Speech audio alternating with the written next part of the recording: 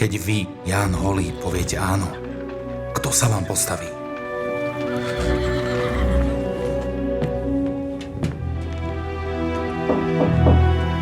Ak by sme sa dohodli na jednotnom jazyku, mohli by sme začať hovoriť o jednotnom národe. Pokrok sa dá uskutočniť len cez inteligenciu. Pán Štúr. Aj vy, pán Košút. Keby ste sa narodili v Chatrči, boli by ste iní. Bieda ľudu je daná. Proti osudu nikto nič nezmôže. Taký už je beh sveta, kolega. Život za život, chlap za chlapa bude čítať. Koľko našich pozabíjaných v bitke junákov, toľký z vás na obeť pôjdu, každého osobno. Mŕtvych sa báť nemusíte, pán Štúr. Ublížiť vám môžu iba živí.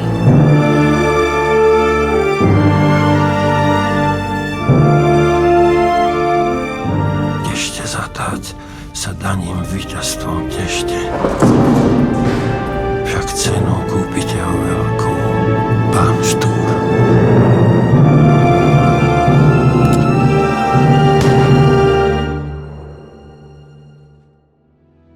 Pre mňa je Štúr veľmi osobnou záležitosťou. A to práve pre skutočnosť, že žil pre niečo, z čoho nemohol mať osobný prospech. Dokonca nemohol vidieť ani výsledky vlastného snaženia. To, čo bolo pre mňa ako pre tvorcu kľúčové, bol jeho vzťah k jazyku. Jeho cieľ a jeho misia je poslaním vlastne ten jazyk ukotviť, kodifikovať. Dnes nás stále fascinuje jeho obrovská vôľa definovať cez jazyk národ. V našom filme Ľudovít Štúr pôjde dvomi líniami. Jedna je viera v jazyk a druhá je vzťah s Adelou Ostrovúckou. Žila v prvej polovici 19. storočia, kedy ženy mali dve základné povinnosti, a to vydať sa a porodiť potomkov. S rodičmi mala dobrý vzťah, milovali ju a chceli pre ňu to najlepšie a oni si mysleli, že to je práve to, že ju vydajú. Zároveň aj oni si chceli splniť nejakú svoju spoločenskú povinnosť tým, že vydajú svoju dcéru. Na Štúra sa môžeme pozerať ako na politika, ako na jazykovedca, ako na učiteľa, ako na človeka, ktorý publikoval, dokonca ako na básnika, samozrejme ako na národného buditeľa, ale pre môj film bolo dôležité vlastne rozprávať Štúra očami Adely Ostrolúckej. Vieme o nej, že bola veľmi, veľmi vzdelaná, až prevzdelaná na svoju dobu. Vedela minimálne 5 jazykov, plynulo nimi hovoriť a taktiež hrala na klavíri ako hudobný virtuós. Napriek tomu, že nikdy v živote nebola sama, pretože vždy ju sprevádzala jej slúžka Katika v našom príbehu. Napriek tomu sa vždy cítila veľmi sama. Cítila sa prázdna, nepochopená. Myslím, že Adelu ako veľmi inteligentnú ženu tá každodennosť ubíjala a že túžila po partnerovi, ktorý by sa jej vyrovnal. Adela nestojí o dohodnuté manželstvo. Ona chce od života niečo viac, alebo respektíve niečo iné, ako byť iba matkou alebo manželkou. A do toho potom prišiel Ľudovít Štúr, ktorý bol slobodný, bezprostredný, odhodlaný, zapálený pre nejakú vec. Bol vlastne úplným opakom toho, čo Adela mohla byť.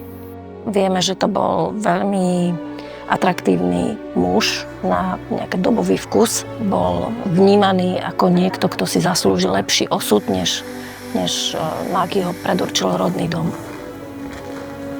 A myslím si, že práve to ju na ňom tak priťahovalo. Jeho vzťah k Adele Ostrovúckej je veľká romantika na prahu veľkých dejín. Ľudovít Štúr vo veľmi krátkom čase, odkedy prišiel do rodiny Ostrovúckych, sa stal nominantom za mesto Zvolen vďaka Adelínu otcovi a odišiel teda do veľkej politiky, do veľkého sveta. Takže ten čas na zblíženie s ňou bol možno, že prikrátky a po ďalšie myslím si, že ho veľmi hnala jeho osobná ambícia. Rola producenta herca bola mimoriadne náročná, pretože sedieť na dvoch stoličkách, aj na titulnej postave mužskej, aj na producentskej stoličke a stráži financie je náročné, ale myslím, že sme to dobojovali do úspešného konca. Pre mňa osobne je najťažšia a zároveň cítim taký najväčší tlak v tej etape, keď treba film obsadiť hercami, keď treba kastovať. Okrem toho, že úprimne nemám rada castingy, tak vlastne tam sa rozhoduje o tom, že akú tvár dostane tá postava. Tá postava, kým je iba v mojej hlave, tak pochopiteľne vyzerá úplne inak. Inak rozpráva, inak sa hýbe a potom do toho vstúpi herec so svojou autenticitou a ja sa s tým musím stotožniť, musím mu uveriť, že toto je on. Keď som dostala túto rolu, tak pociťovala som dve emócie. Prvá bola, že sa veľmi teším, ale druhá, že mám aj obrovský strach a rešpekt. A pre mňa ako herca je poprvé česť robiť s pani režisérkou Solčanskou a po druhé úžasná profesionálna práca, pretože sa môžete oprieť o jej názor, o to, ako vám ako hercovi pomôže. Pri tomto filme som obsadila veľmi veľa mladých hercov, ktorých doteraz slovenskí diváci nemali možnosť nikde vidieť.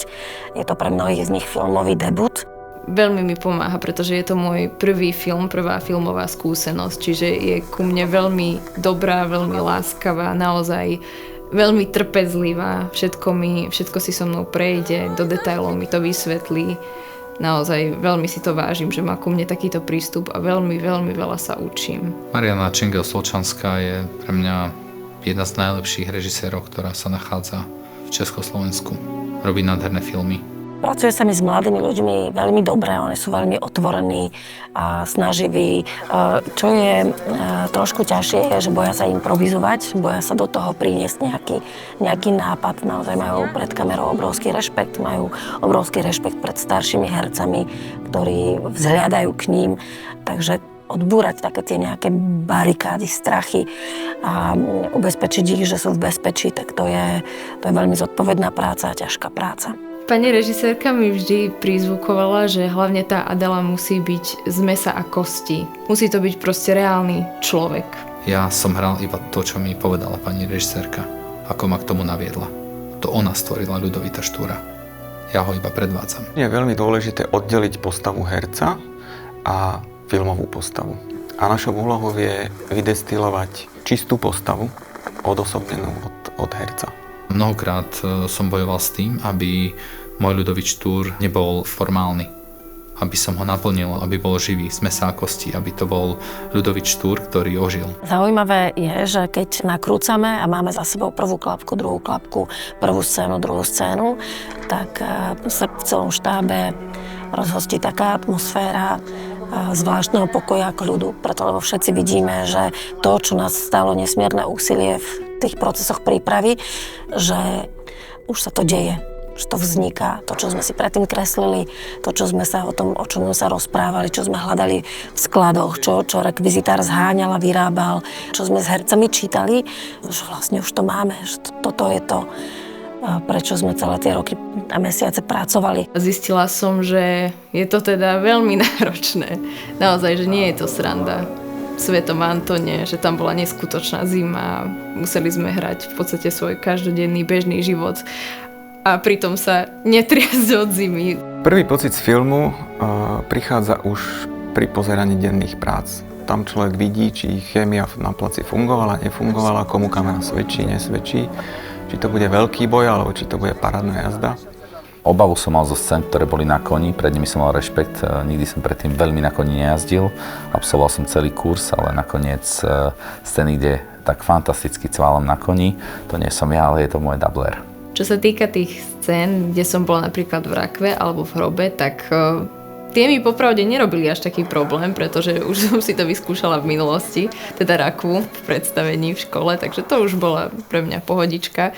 Ten hrob to už bolo trošku náročnejšie, ale tak samozrejme mala som tam veľkú oporu, či už pani režisérku, alebo všetci okolo boli veľmi chápaví a veľmi nápomocní, aby to pre mňa bolo čo najviac komfortné. Obetoval som hrozne veľa času. Na tomto projekte robíme 6 rokov. Keď sme prvýkrát sa o tom rozprávali s pani režisérkou, som neveril, že toľko rokov trvá, kým vznikne film. S režisérkou sa poznáme už naozaj veľa rokov. Je to náš 8. spoločný film, takže žiadne veľké prekvapenia sa nekonajú. Vieme, čo môžeme jeden od druhého čakať a tým pádom tá spolupráca je úplne parádna. A myslím si, že sa tešíme na každý ďalší projekt. Film strihá Ondrej Azor, S Ondrom sa poznáme od doby, keď som prišla študovať filmovú a televíznu réžiu.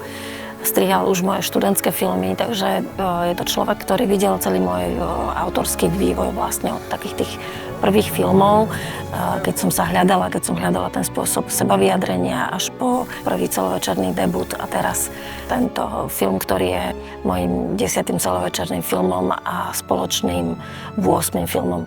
Film samotný vzniká až v strižni. Tam sa deje to kúzlo a tam tomu dávame finálny tvar. Tam hľadáme všetky emócie, všetky vzťahy, všetky súvislosti, motivácie všetkých postav. A potom nasleduje tá chirurgická práca. Vybrať všetko to najlepšie, dať tomu zmysel, dať tomu emóciu a vystavať príbeh tak, aby diváka pohltil a bol bez klamstva, bez pretvárky. To, čo je na papieri, je jedna vec, to, čo sa natočí, je druhá vec, ale finálny film je vec tretia, ktorá je častokrát úplne iná. Čas v strižni je pre mňa asi najkrajší z celej tej cesty, počas ktorej vzniká film. Možno preto, že už vlastne tam ten film vzniká, to všetko predtým je zber materiálu, to všetko predtým je veľmi stresujúce, ale čas v strižni je iba náš. Keď film opúšťa strižňu, tak už má svoje tempo, svoj rytmus, svoju skladbu a svoj vývoj. Ale na to, aby to celé ešte fungovalo trochu lepšie, aby to bolo umocnené, tak ďalším krokom je filmová hudba. Hudbu pre film zložil Vladimír Martinka, s ktorým sa poznám 20 rokov a Štúr je náš 8. spoločný celovečerný hraný film. Ja som sa stotožnil samozrejme s tými hercami, s ľuďmi, s tými pocitmi a snažil som sa nájsť v hudbe presne to, čo tí herci na tom plátne vlastne prežívajú. Myslím, že Vlado patrí k najlepším hudobným skladateľom v našom priestore. Hudba vo filme je podriadená filmu. To znamená, že tá štruktúra toho, čo sa deje, kde sa deje, prečo sa deje, je daná.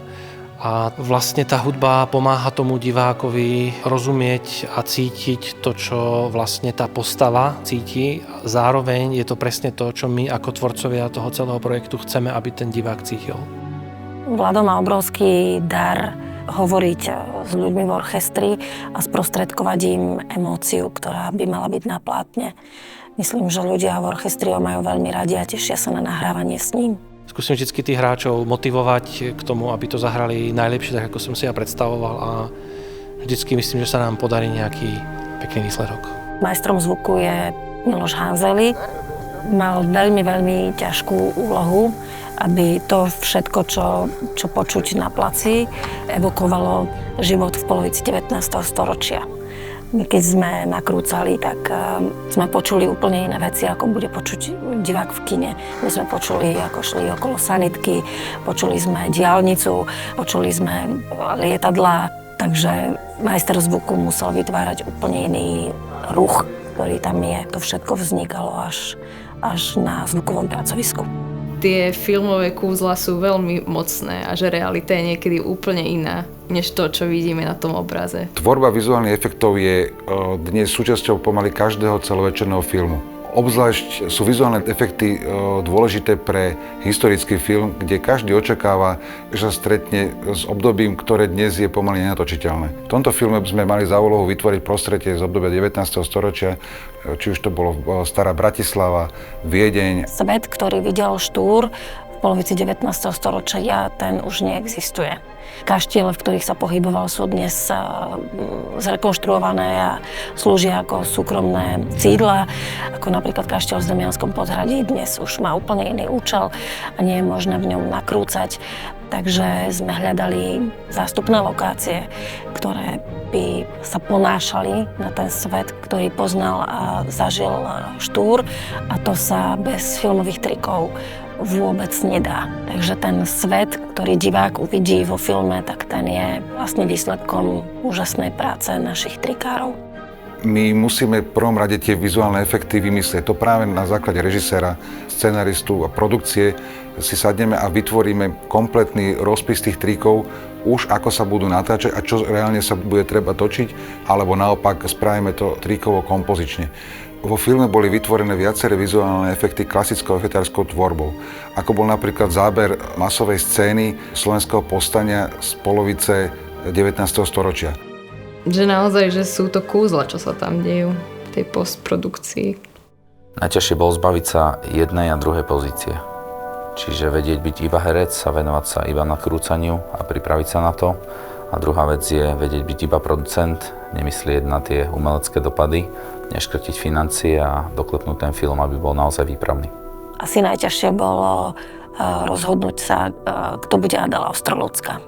Vlastne ísť do toho rizika, že to bude hrať herečka, ktorá nikdy ešte hraný film nezažila, takže to vlastne celé zveriť debutantke. Náročné na tejto práci je veľmi to, že dlho v podstate ako herci čakáme a potom príde moment, kedy sa zrazu musíme úplne aktivizovať a dostať sa okamžite v podstate do tej emócie, ktorú potrebujeme v danom momente stvárniť. Tým, že Ivanka je o dosť mladšia odo mňa a ja som o dosť starší, naša pozícia bola rozdielna. Ja som robil aj producenta, aj hlavnú postavu. Ona je debutujúca herečka, tak bol, myslím, veľmi podobný, ako mal Ľudovič Štúr s Adelou. V niečom som jej ja pomáhal, v niečom ona mňa reflektovala, takže myslím si, že ten vzťah bol rozvinutý aj v tej našej rovine pracovnej, veľmi podobný, ako bol rozvinutý vzťah Adely a Štúra. S týmto sme trochu bojovali, že aby tam naozaj tá chémia, napriek tomu, že teda s Lukášom vychádzame dobre, tak aby tam tá chémia skutočne prešla aj cez tú kameru. A rozhodovať o tom, či sa daná scéna vôbec do filmu dostane, to je naozaj ťažká otázka.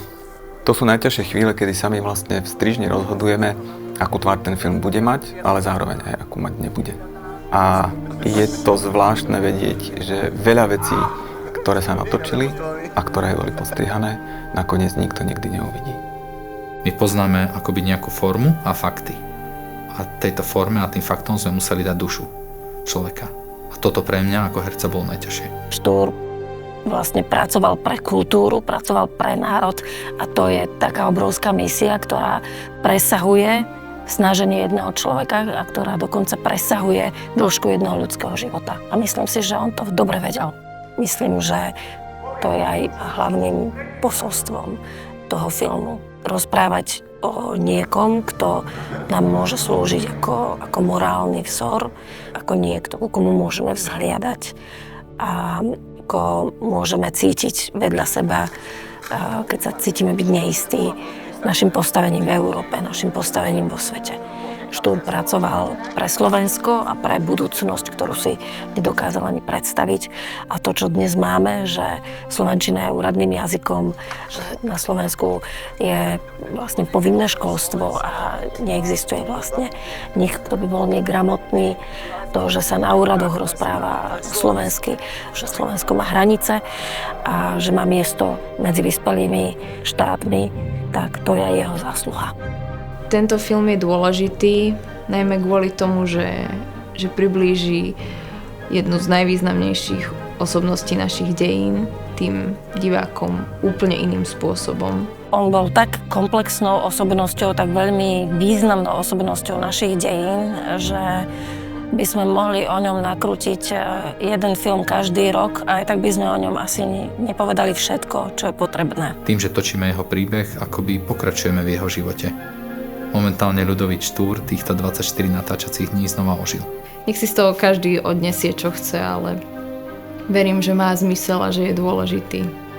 Film o Štúrovi vzniká, či veríte, či nie, 6 rokov. A pevne verím, že viac než, alebo niekoľko násobok toho, koľko vznikal, bude tento film žiť a tešiť slovenských divákov ďalšie desiatky rokov. Na čo som najviac hrdá je, že sa Lukáš Pelč stal Štúrom z mesa a kosti. A že aj mladí ľudia, ktorí prídu do kina, uvidia nie nejakú učebnicovú látku, ale uvidia Štúra, ktorý je vzájstný, ktorého možno pochopiť a obdivovať a ktorý nám je všetkým veľmi blízky.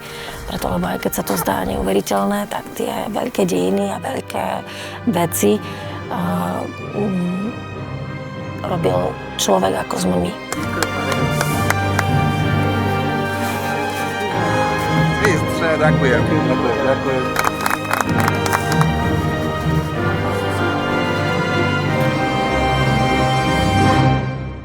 Máte 20, prečo stále ste materi na krku? Na hanbu. Ak sa nevydáš a nebudeš mať dieťa, čo po tebe ostane? Moja neter, Adela. Vy ste ten nebezpečný pán Štúr? Majú ma pod dohľadom. Pešť a Viedeň. Prečo sa búrite? Mladí ľudia musia v niečo veriť. Ľudovít Štúr verí v slovenčinu. Iba hovorím, že slovenčina je jazyk, nie dialekt. Chýba mu žena, to je to. Mohol by sa oženiť s tebou. Nemá, čo by mojej dcére dal. Nemá dom, postavenie ani budúcnosť. Vo svete je habať aj takých, čo nemajú meno ani kde bývať. Iba plnú hlavu vecí, na ktoré treba zabudnúť. Neviete o tejto krajine nič, slečna Ostrovská. Žena, ktorá sa do neho zamiluje, stratí pre neho cenu. Veď on ma nechce, ale hovno nechce. Pokrok sa dá uskutočniť len cez inteligenciu. Pán Štúr. Národ bez jazyka nikdy nevznikne. Žiadame nastolenie spravodlivosti, ale pre všetkých. Žiadame, aby bola slovenčina úradným jazykom. Viem čítať osud. Proti osudu nikto nič nezmôže. Zatýkač. Obvinení sú Buriči Hurban, Hodža a Štúr. Taká hanba. Čoho sa tak bojíte? Keby som nemusel brať ohľad.